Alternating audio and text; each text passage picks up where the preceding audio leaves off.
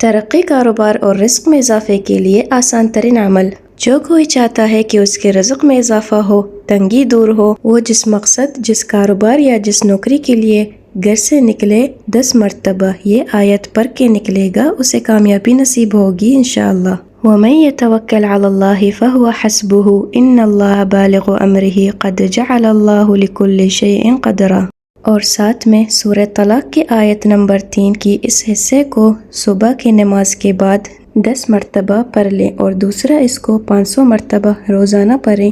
بہت ملے گا، اتنا ملے گا کہ آپ تصور نہیں کر سکتے۔ 40 دن کا چلہ اور اول آخر 11 مرتبہ درود شریف کے ساتھ وہ آیت یہ ہے، وَيَرْزُقُهُ مِنْ حَيْثُ لَا يَحْتَسِبُ وَمَن يَتَوَكَّلْ عَلَى اللَّهِ فَهُوَ حَسْبُهُ۔